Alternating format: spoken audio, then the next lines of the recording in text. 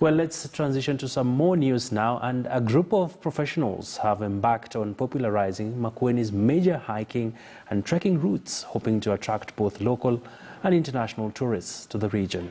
The team, dubbed Friends of the Forest, also aims to help conserve the forests from illegal logging. The mountain climbers say they will incorporate the Kenya Forest Service as well as local communities in enriching socio-cultural interaction as well as preserving the environment. The team was received by Makueni Governor Kivutha Kibwana.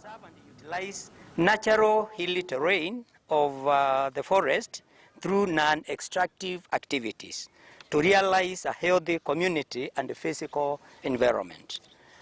The specific objectives of our team is first to attain a healthy society.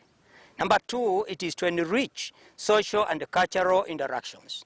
Number three is to increase people's will power to set and achieve goals. That is team building. We have discussed about how the county can make Zaue a better place for hiking, a better place for mountain climbing, and we commit to work with you to actualize that, plus also the other satellite hills, so that they can also be ready, so that there is a new circuit.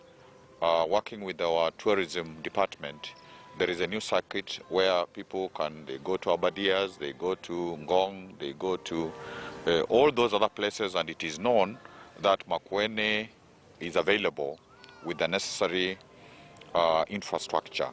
Interest is basically to encourage people, the Makueni residents being some of them, to be sensitive to nature. And for them to be able to do that is also to take them into the nature itself and start enjoying the benefits, of that nature in terms of beauty, in terms of the role it plays in providing for our living and so on.